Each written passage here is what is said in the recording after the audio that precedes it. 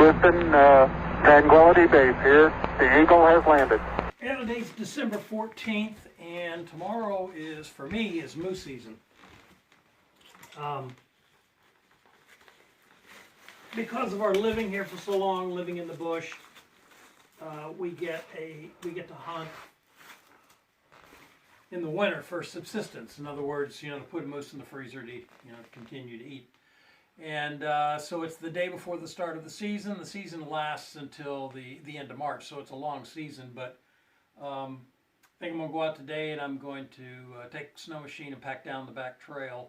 We have a 2-mile trail.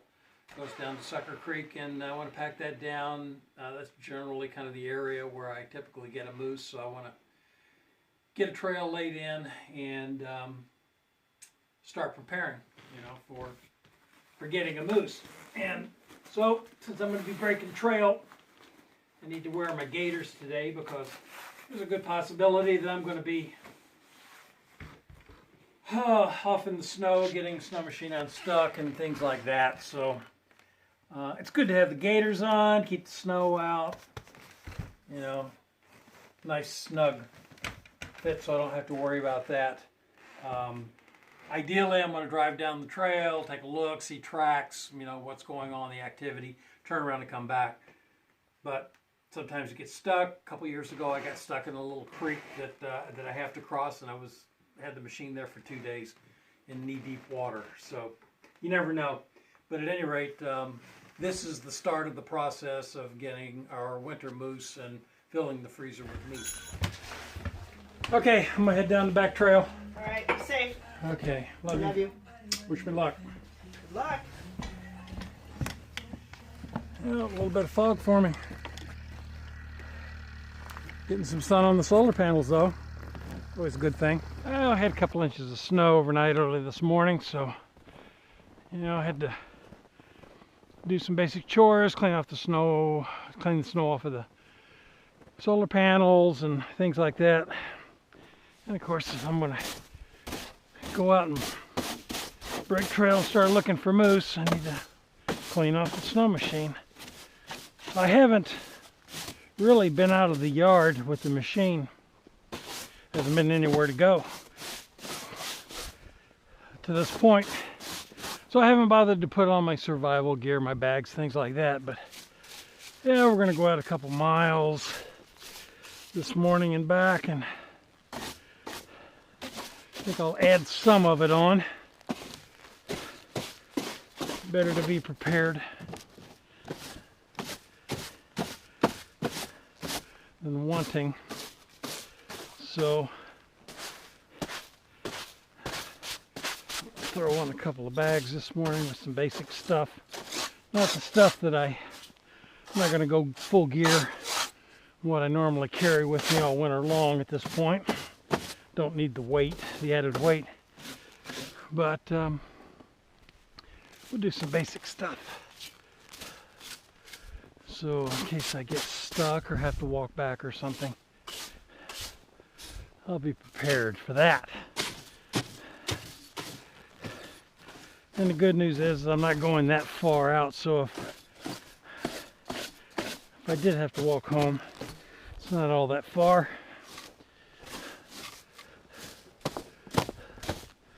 More of an inconvenience than anything.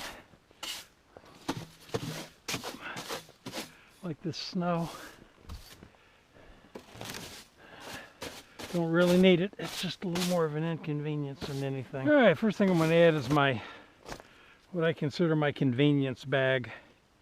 This is made by Moscow Moto, and it's made for actually for dual sport motorcycle use. But my son Lee is an engineer there, and he has sent me a couple of different items over the years, and I use them on my snow machine. They're quite convenient. Some things, even though they're made for motorcycle, I've adapted, and this is one thing that I bring with me. Holds some basic stuff, extra pair of gloves and some convenience stuff that I may want. I want to have it handy.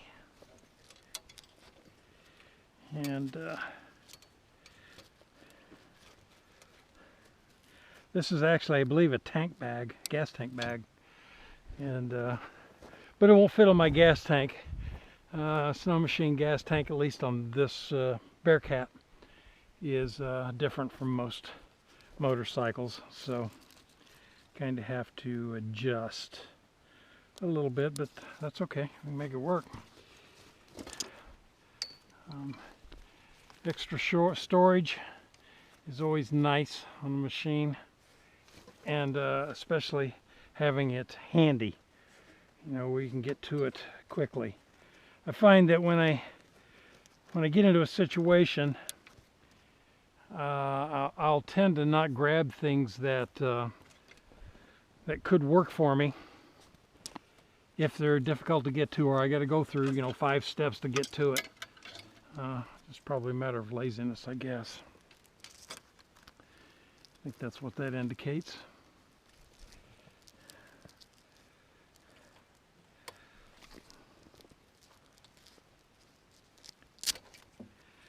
And of course, I put these on at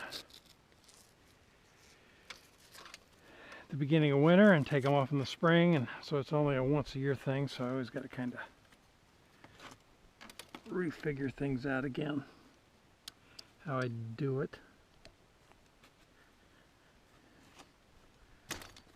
And adjust. Want it on there snug.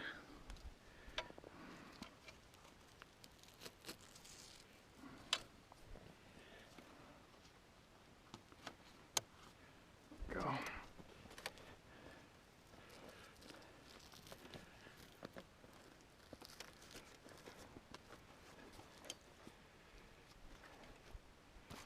Okay,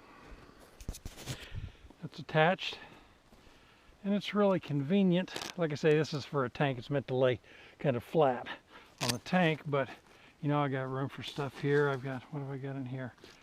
Here's some shells for my pistol. There's my old hunting tag that I don't need anymore. Glasses case.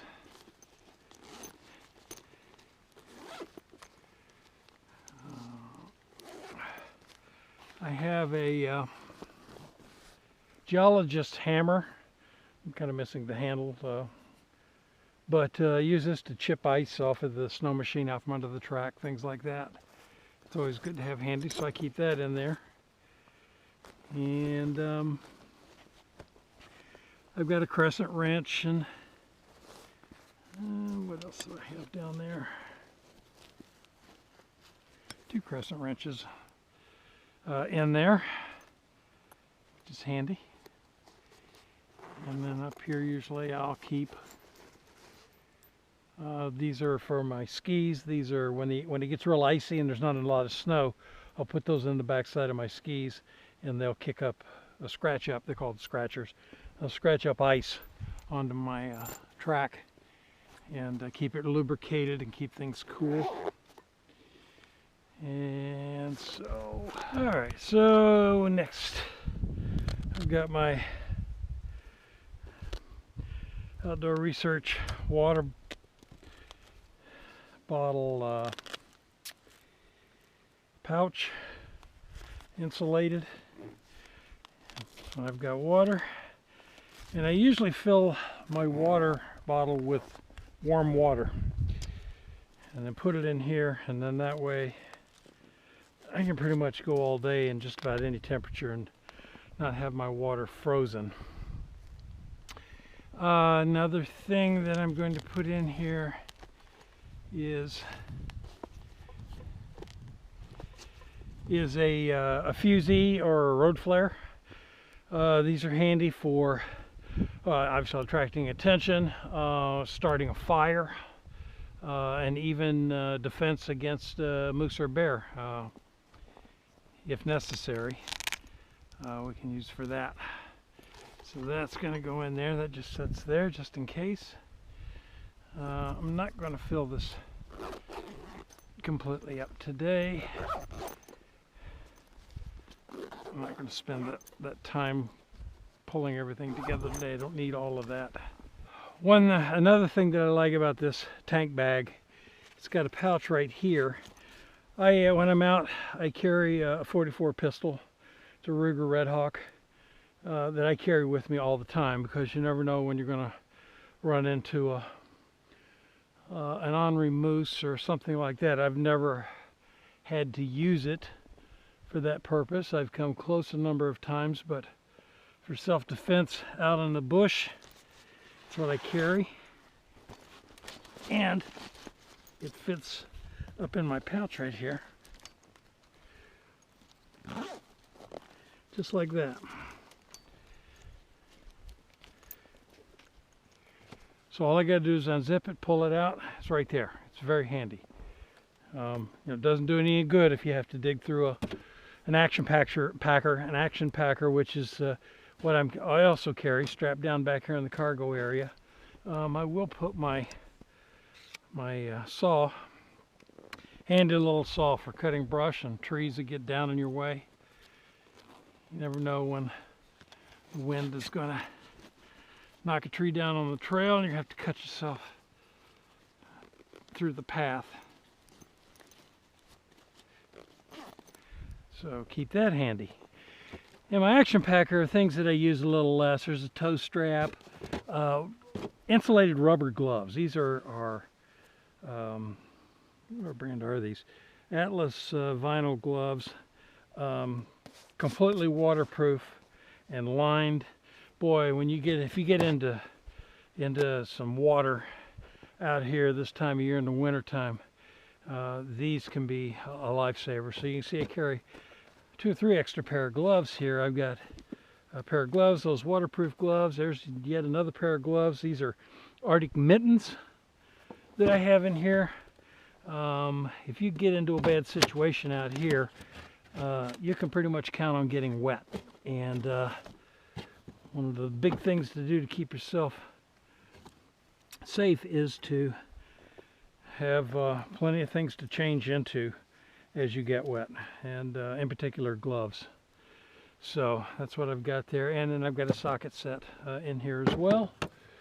So I'm taking my Altai skis with me today. I'll strap these on as well. We'll put those up in here and strap those on. I'll carry those with me so that if I end up having to walk back, you don't ever assume that you're just going to run somewhere and then right back again and everything's going to be good, because it'll come back to bite you.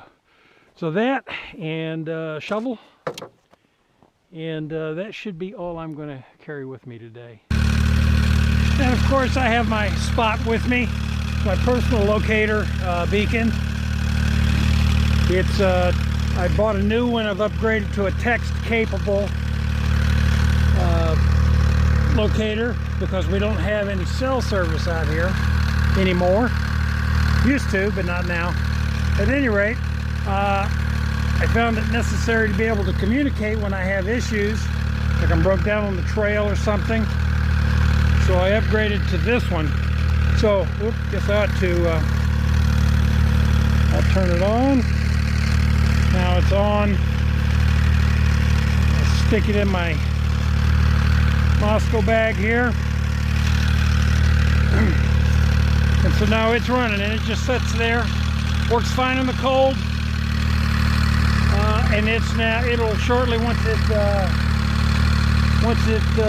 triangulates between the satellites, then it'll start transmitting my position, and those that have access to my page can then follow my progress and see where I'm at, if I'm moving, how fast I'm moving, if I'm sitting still, how long I've been sitting still, and of course I can transmit messages and such as need be. So it's a good device to have. There's several different types of personal beacons on the market. This is the one that works fine for me out here. And so Paula insists that I carry it, and rightfully so. Sometimes I can be 20 miles or more away from the nearest person. I'm traveling all hours of night and day when I'm freighting, so you know it's good to have that ability, and part of my safety net. All right, I got what I want to carry today loaded up with me, and again, this is only minimal stuff that I think I will need for today. I'm only going a couple of miles. Beautiful day though. Little snow early on. It's about 25 degrees. Looks like the sun might pop out